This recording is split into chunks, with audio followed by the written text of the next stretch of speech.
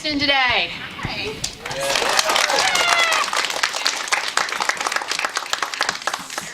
So, thank you so much for joining us this afternoon. Man. So you're actually from this area, right? Yeah, I am. Where are you from? I grew up in, I went to high school in Arlington, and I went to SMU, which is right here. And then my dad has a farm like south of Fort Worth, so I've basically grown up in the whole Metroplex, the whole thing. Now, were you always interested in acting? Yes. I think I made the decision in the 7th grade and told my parents, and they didn't believe me. And then, 8 years later, as I was moving to LA, they caught on that I was for real. Oh my gosh. Now, what was the step to move to LA? Because it's a scary thing.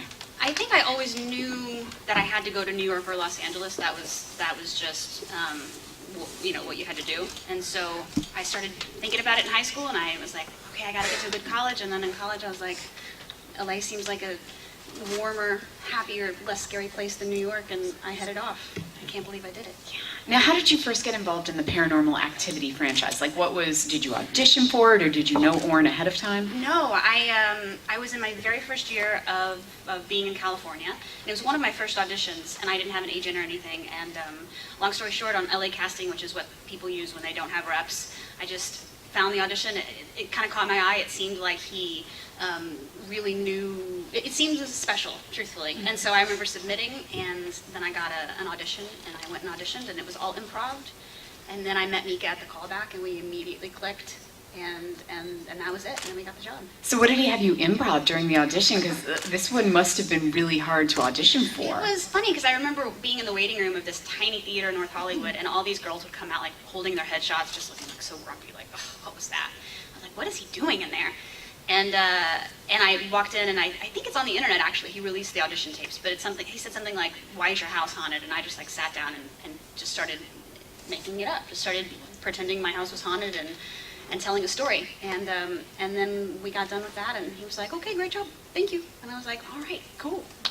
And maybe I'll see you again." And then That's awesome. Now, getting to the actual filming part. Mm-hmm. Was there an actual script, or was it more like an outline or notes, or? It was an outline that Orrin had written, I think in Hebrew, on a wall in his office, which is the only room in that whole house that you guys never see. And I, of course, can't read Hebrew, so I have no idea what it said, but he had an outline. He kind of knew he wanted a psychic to show up. He knew he wanted the dragging out of the bed scene. He knew, the synopsis of the story, but beyond, we didn't even have an ending when we started. And we really were able to, the whole thing was improvised, and so we were able to be like really collaborative in a way that I think is really rare, and so I feel so grateful for that.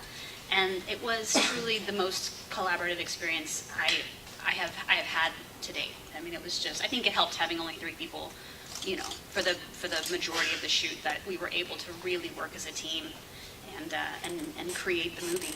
Now, since most of it was improvised, how did you handle things like rehearsals and blocking and things like that? Yeah, we didn't have any. We just went for it. We would, like this psychic scene, for instance, he'd be like, okay, Mika, you think the psychic's stupid. Katie, you really are invested in this, go. And we would shoot a scene, and it would be 20 minutes long. And we'd be like, all right, well, what worked from that scene? Let's do it again. And we would shoot it again, and it would be 9 minutes long. And then we'd end up with a 2 or 3 minute scene, and we'd do that a few times. And then one of those takes is what's in the film. And with blocking, I mean, it was the way it was shot. It was just so easy to just be free and to live in the moment and not worry about hitting marks or, repeating things the same way that you'd have to do in a more traditional film. Now, you mentioned that there was not an ending when you first started on this. How did the ending come to be? And then it eventually got changed again, but can you talk about how the ending kind of developed as you were shooting? I don't remember who came up with what. I remember sitting in a California pizza kitchen with Orrin and Mika, and we were like taking a break, we were having lunch, and we were like, okay, we gotta figure out how we're gonna end this movie. And we're just like throwing ideas around. And somehow the original ending, which maybe it's on the internet or something, that's the original ending kind of came from the collaboration between us and we had a few other friends that were kind of throwing in their ideas as well. And that was the original ending, and then later Steven Spielberg saw the film and really was excited by it, and then he had some ideas, and so I randomly get this phone call in Los Angeles, and it's Orrin, and he's like, Katie, I've got some news. Steven Spielberg has seen our movie, and I'm like, what? And then he's like, can you come to San Diego tomorrow and do some reshoots? I was like, yes. And so we went down there and shot Steven Spielberg's ideas. It was crazy.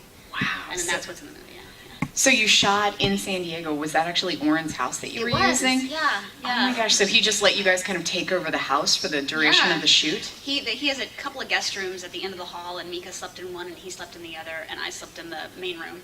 And we just, we would fall asleep at night, wake up the next morning, shoot until we were exhausted, and then go to sleep again and do it over. It was so fun. Now, how long was the shoot? It was 7 days. That's a really short shoot, especially considering all the improv. It was, although neither of us were in the union, there was no rules. We could really just shoot, hours upon hours, and we were having so much fun that it didn't feel like we were exhausted, but it didn't feel like work. It was like we could have stayed another 2 weeks and just kept making stuff. We were having, such a good time.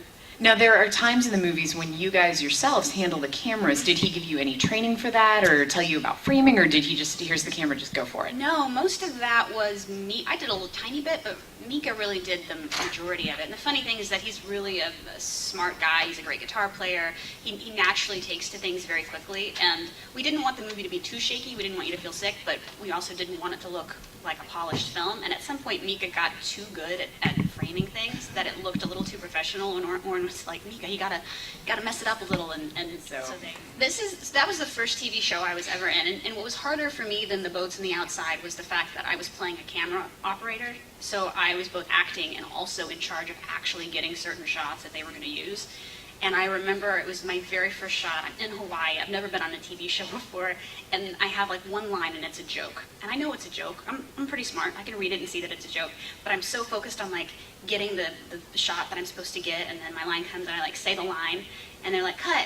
And the director walks over to me and she's like, Katie, that was great. Just let's do it again.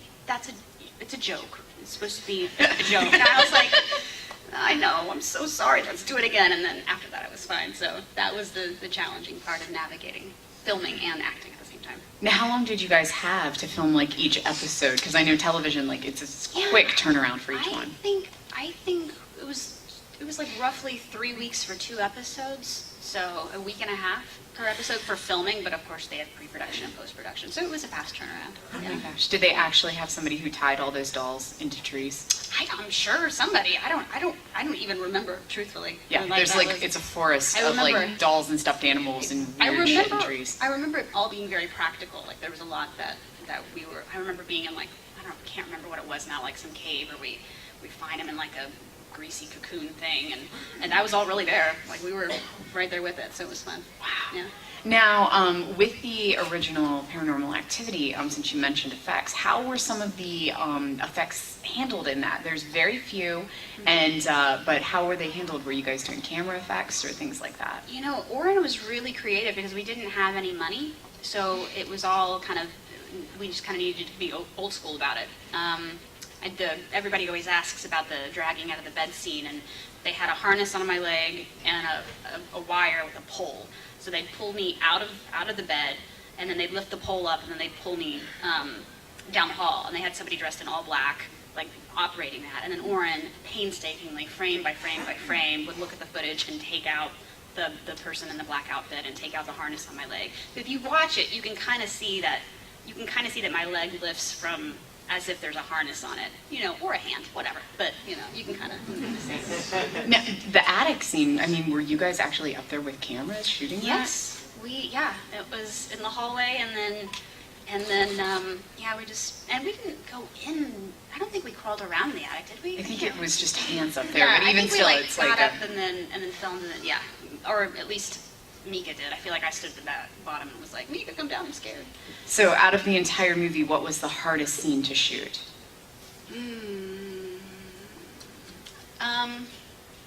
Well, there's one night where we shot all the big scenes at once. I don't know why we chose to do that to ourselves, but we shot the footprints and the attic and the dragging out of the bed, I think all in one night. So we were delirious by the end of it, and just got so tickled. I remember just laughing, like tears like streaming down our faces, mostly because we were tired, but we were having so much fun.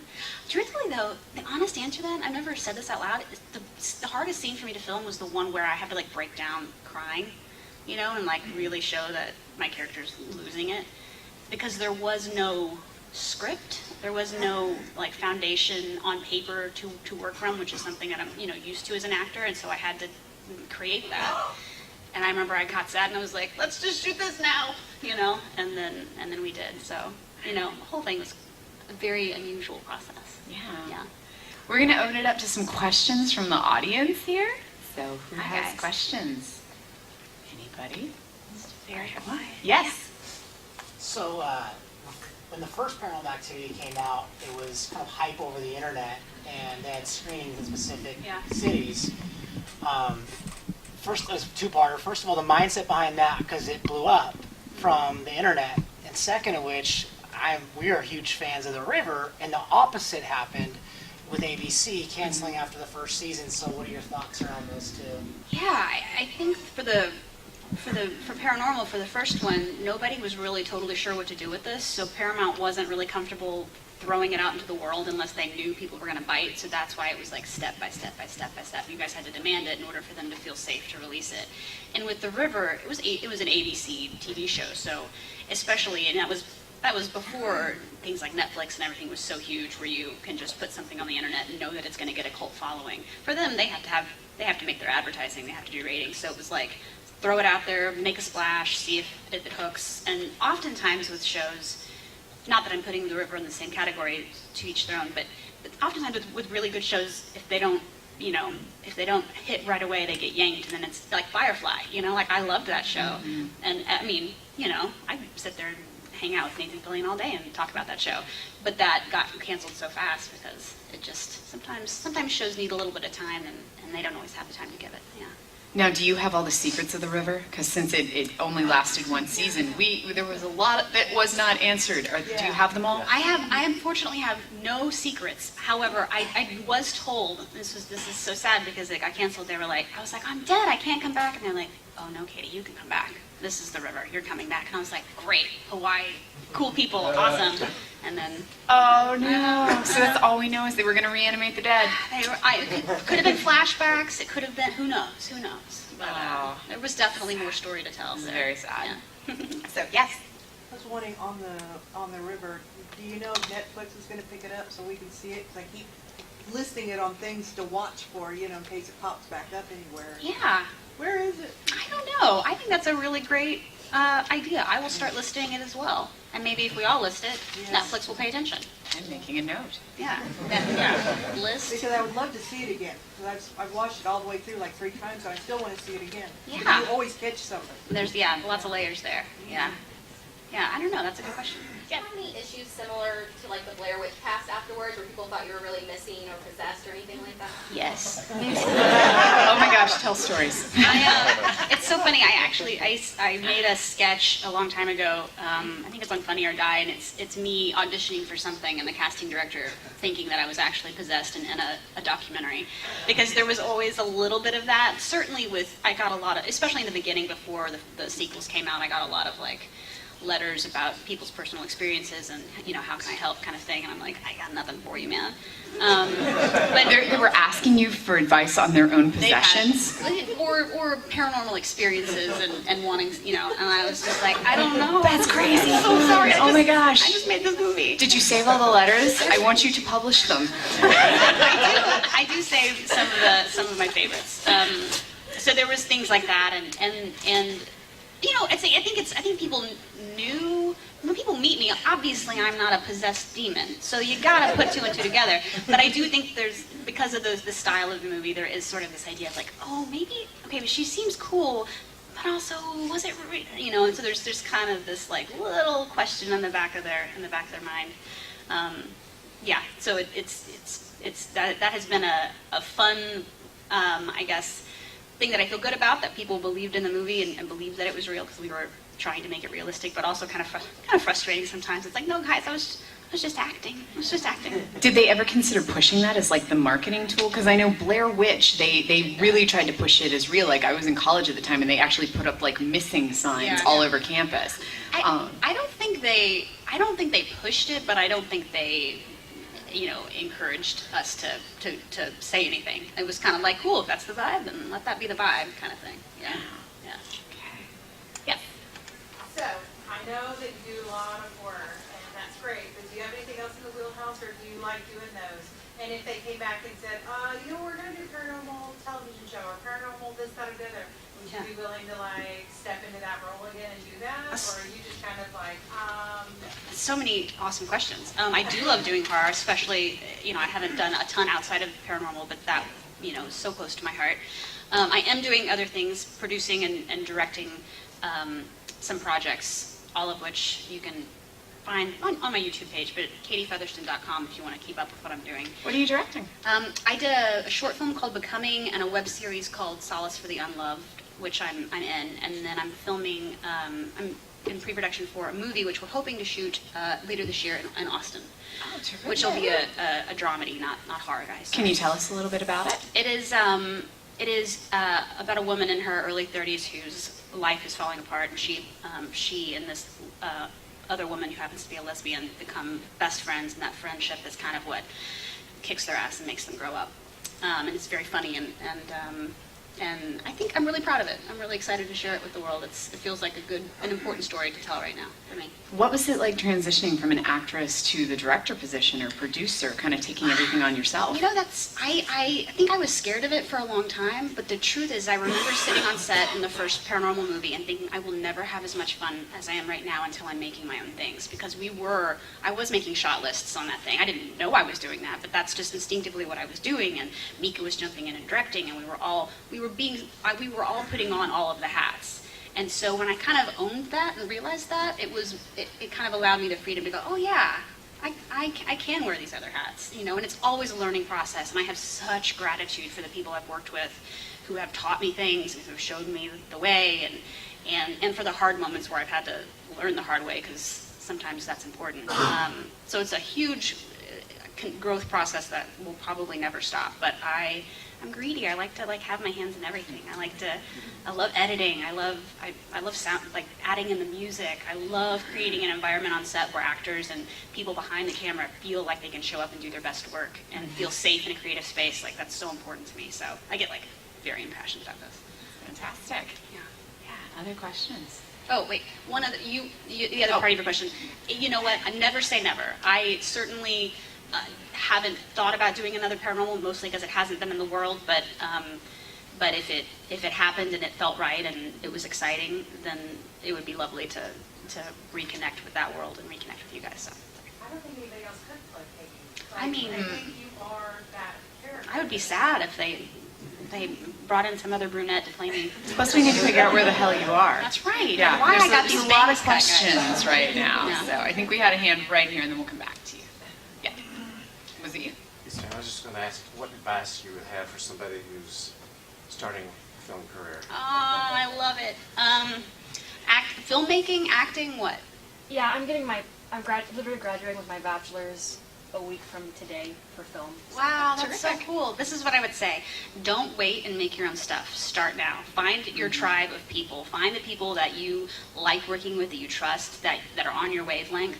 Keep growing that group, but find the core and just make stuff. You can get an iPhone and buy a little fancy lens and make a movie, right? There's no reason to wait. And the industry will come to you when you create content, because that's what they're looking for. So just start and have fun, because also at the end of the day, movie making should be fun, right? Maybe not every single second, but most of the seconds. Oh, I'm so excited for you. That's awesome. Congrats.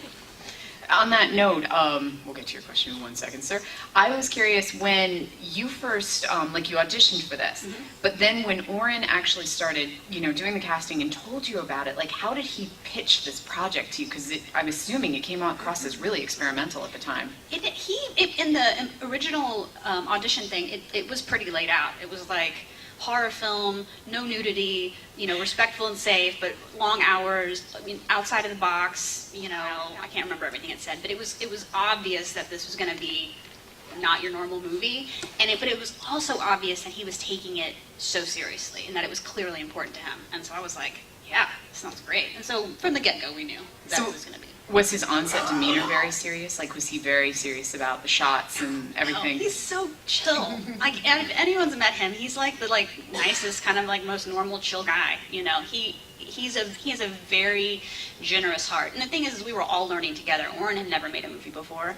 You know, Mika didn't study acting, hadn't come from that world. He was in guitar, like music school at the time. I had a BFA in theater. What did I know about filmmaking? So we all kind of came together and learned together. And the great thing about Oren is that, you know, there are a lot of people who can, you know, be in the role of director and be very kind of have a lot of ownership over that and not listen or be very focused and not, you know, be receptive. And he was just like, yeah, let's do this together, guys, which served the film and served the friendship that we now have forever. That's terrific. Yeah, there's a question over here. Agreeing with what they were saying, I can't imagine anybody else playing the character, and if that's the case is because of how much improvisation was there. Yeah. And the character's named the same, but now that you're announcing, okay, well, I'm now wearing these hats of doing directing and producing, and with the case that everything's going to be remade anyways in the next 20 years, have you ever thought about just doing it yourself and going, well, I'll answer the question. I know where she went. She's missing. I'll take over the franchise.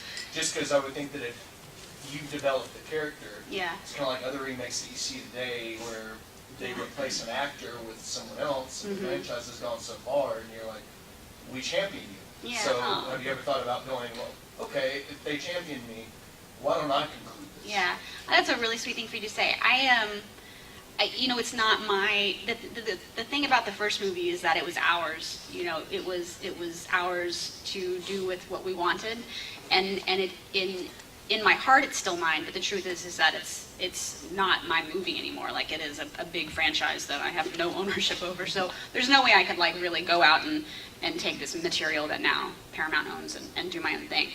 Although I have many ideas in my mind, in my heart, and Mika and I every once in a while have a conversation about like what would we do, and so we would always be open to collaborating if they ever went down that path. And Blumhouse, Jason Blum, and all of them are great. They're here at a panel somewhere, but yeah, I mean we'd always be open to collaborating for sure. Yeah. Other questions? Yes. I'm just kind of curious, now that you moved into directing, what kind of director are you? I mean, do you find yourself with the flexibility that you were given, or because you see a lot of different directing styles that people are very locked into, this is the shot, this is the script, don't vary to what you had with Paranormal Activity? I'm a young director, so I think I'm learning as I go, and the web series that I directed, I was the only actor in, so it was easy for me to figure out what we were going to do because you know I was only working with the writer and the DP who was amazing and that kind of thing. So the short film I actually co-directed, and the great thing about that is David Gross Shotwell, who directed with me, he's very visual. He's also a fantastic writer, but he really gets the visual aspects. It really comes naturally to him, and what really comes naturally to me is kind of what I was talking about earlier, of like creating an environment where people feel able to show up. And I know what I want out of moments. But I also know how to allow the moment to unfold and how to step back and go, hey, you know, this was my script. Now I'm sharing it with these actors. Now it's our script. They're gonna be more interesting than anything I could think of because they're living in the moment. And so I hope that I have some freedom in that. I certainly think there's probably been moments when I have held on too hard, but that's the learning. That's like where I go back later and I go, oh yeah, that sucked because I wasn't listening, you know. Working environment for actors, because I love actors. I am one. This one is about kind of the idea that this is one of the scariest movies ever made, which I have heard from many people. Were you guys at some of the initial screenings where people were like freaking out, like the initial festival screenings where people like freaking out, or did that come later? Yeah, we were at Screamfest, and we were at a few of them. We'd either be up like in the booth or we'd be in the back or something, and it was always, you know, because we would watch it, you know, we would, like, Oren would do some editing, and then we'd all watch it together and give notes and that kind of thing. So I had seen it, but always, like, in the mindset of working. And then to see it with an audience was like, wow, I didn't know that was scary, or I didn't know that was funny, or that's what, you know, it was just really exciting to see fresh faces really react to it. And every time it's amazing. I remember a year or two ago, they did a reunion screening of it in Los Angeles, and it had been a long time since I'd watched the movie, and we were all there. Oren was there, Mika and I were there, and we just sat in the audience with everybody and watched it, and it was like so lovely to see this group of people like get so excited, and I was like, oh yeah, like, oh wow, this is really special, you know, it's really fun. Now, shooting a horror film, traditionally, like when you'd have a full script, like the idea of how they're going to shoot the scares is kind of built in because there's so many different technical components that go into it.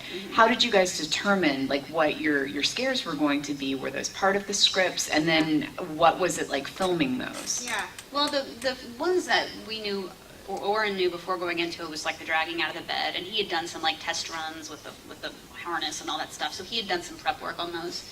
And then other scares were just kind of developed out of the moment. You know, I remember there's like one where maybe one of us hears a sound or something, but anyway, we're downstairs like looking around for whatever's there, and that ended up being scary, you know, because of how they cut it and because of the sounds that they added in and because we were living in the moment. But it wasn't anything that we had to like specifically break down because it was so fluid and because we did a lot with y'all's imagination. Like half the movie is just you guys scaring yourselves. Thank you, great job. You know, and so it made it easier on us because we had no money, so we had to be creative. Yeah. You know, yeah. Very cool. Okay. Yes. Can you talk about reshooting the ending? Yeah. And that process. Yeah, it was very last minute, and I remember I was getting home from work, and Oren called and said that Steven Spielberg had watched the movie and wanted us to do some reshoots, and could I come down to San Diego that next day? And I said, yes. Mika and I went down to San Diego, and they had we shot a few, like there's one where I'm like crawling on the wall, which was super awkward, and How did you crawl on a wall? they put like, it was at DreamWorks at the time, and DreamWorks brought in a crew, and they had put some sort of harness thing on the, not harness, but like whatever, something in the ceiling, like ruined orange ceiling, and then I wore a harness and like crawled the wall. But it was just awkward, guys. It would never have worked. And so we did that, and then we did the one that's in the movie, and then we did a couple of others that I can't remember. But it was still, even though there was a crew there, and even though there was, the group was bigger, it was still very like, okay, well, let's play with this, and let's try that, and you know, it was so collaborative and lovely. Nice. Yes. What was the ending that the Original ending. Yeah. Can Yeah. you talk about the original ending Sure. and what happened in it? Yeah, the original ending, I think my character's downstairs and Mika hears me yell. Unfortunately, I kill him. I come back upstairs and I'm like possessed and rocking and I have a knife.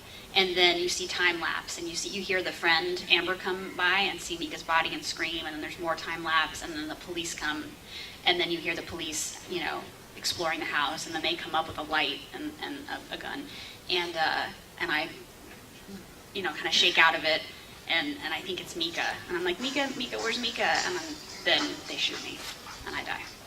But it's really terrifying because you literally shake for like 3 days. Yeah. Like the time lapse, it's really disturbing how it works. And that was just sitting as the sun came up or the sunset, and you know, and then they would loop it during the day. So it was, that was Yeah, but it was really kind of an effective thing. So Yeah. I love the ending that they put in, but I liked the original as Yeah. well. So yeah. Other questions? Yes. You spoke of DreamWorks just a little while ago. I think I remember the original plan was DreamWorks was going to pick up Oren's idea and elaborate on that, make it big budget or whatever. What direction were they planning on going? Were they going to stick with what Oren had originally envisioned, or were they going to just go crazy paranormal? And you have all the good info. Yeah. So at some point,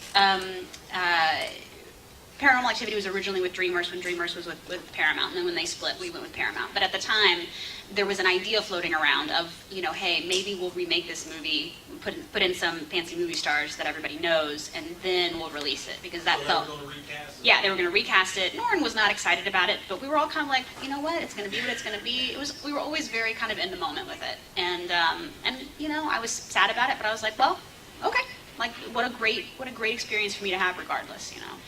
And then Jason Blum was a brilliant man and said, cool, we'll agree to that, but just watch it he made sure that the execs all watched it with an audience. He said, you know, fine, that sounds like a great idea, but just do this one screening. And then the audience lost their minds and were so excited, and then the execs were like, oh, we don't have to remake this. This works, you know. So it was thanks to Jason's creativity that didn't happen. Thank God. Yeah. It's Thank God to me too.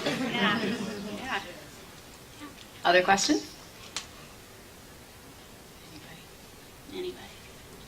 Okay, well, I want to hear where we can see all your stuff and what you're working on now and where we can find it. So I have a website, katiefeatherston.com. YouTube button, you can check out my short film and my web series. If you click on that, if you go to iTunes, you can find an EP that I recorded and released recently, and all the proceeds go to charity. And then on my website, you also can see Tex Love Films, which is my production company, and you can click on that and find out more of the backstage stuff and what we're working on next. So katiefeatherston.com is the way to go. Thank you so much for joining us today. And where are you signing this weekend? Like what booth am I in? Yeah. Oh, gosh, guys. Or just kind of the general... I'm in the Made in Texas room, That's in the the one. corner near Diamond Dallas, the wrestler. So go see her. Yeah.